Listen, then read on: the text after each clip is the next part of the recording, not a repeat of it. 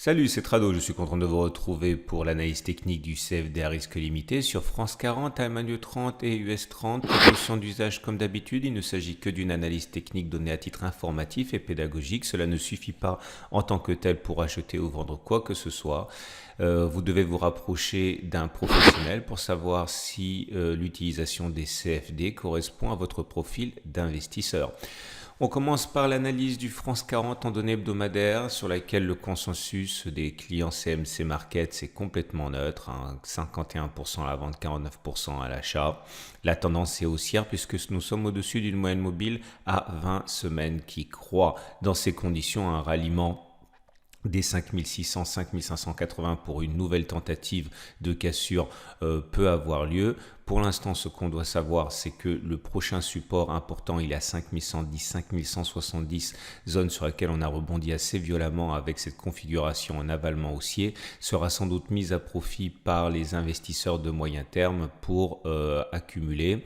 La prochaine zone de support importante pour ceux qui envisagent d'accumuler pour le moyen terme devrait être normalement les 4500, 4580. Nous sommes sur une zone ici où normalement peu d'investisseurs de moyen terme devraient se précipiter tant nous sommes proches quand même de la prochaine résistance. Ils préféreront sans doute attendre que l'on revienne. Ceux qui achètent maintenant s'intéressent plutôt à des investissements de court terme. On passe aux données mensuelles.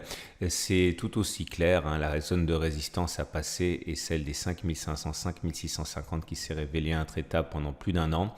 Nous sommes très proches de cette résistance, donc il y a peu de chances pour que des investisseurs de long terme entrent maintenant. Ils attendent sans doute un retour sur le support mensuel des 4545, 4745 ou encore plus pour les plus gourmands, les 4230, 3800. Mais nous ne sommes pas actuellement sur une zone qui intéresse grandement les investisseurs de long terme, d'autant que la tendance commence à s'aplatir. Vous voyez la moyenne mobile à 20 mois qui s'aplatit, ça veut dire qu'il n'y a plus véritablement de dynamique haussière.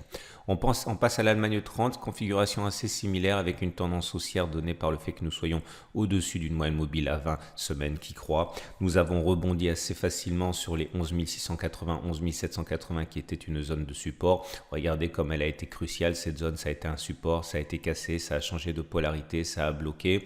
On est repassé au-dessus, ça a rechangé de polarité, c'est devenu un support, c'est la zone sur laquelle on a rebondi. C'est la zone effectivement qui intéresse les investisseurs de moyen terme pour viser dans un premier temps les 12 450, ensuite les 12 880, 12 815. Mais nous ne sommes pas actuellement sur une zone qui intéresse encore les investisseurs de moyen terme qui attendent soit que l'on revienne sur les 11 680, soit que l'on franchisse éventuellement les grands obstacles, notamment les 12 815. Consensus des clients là aussi équilibré à 51%.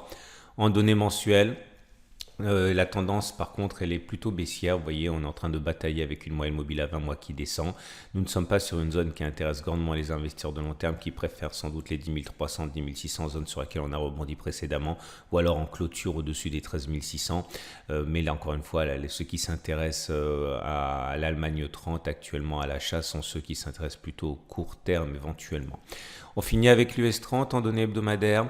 La zone de résistance des 26 500, 26 900 avance à grands pas. C'est ce qui explique sans doute pourquoi les investisseurs de moyen terme ne s'intéresseront pas véritablement au niveau actuel. Nous en sommes trop proches. Ils attendront sans doute que l'on revienne sur les 24 600, 24 700 bases de la hausse à laquelle on assiste actuellement, ou alors en franchissement des 26 900. Par contre, le consensus client est fortement vendeur à 66%.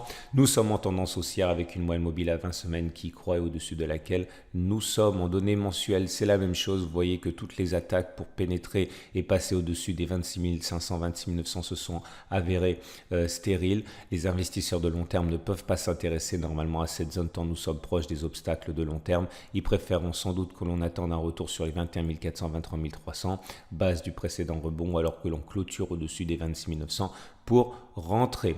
Voilà ce qu'on pouvait dire pour ces trois grands indices. Je vous rappelle que si vous voulez, comme moi, trader avec des CFD, vous pouvez souscrire, découvrir l'offre de CMC Markets avec un compte de démonstration que vous retrouverez sur le site ou sur mon blog.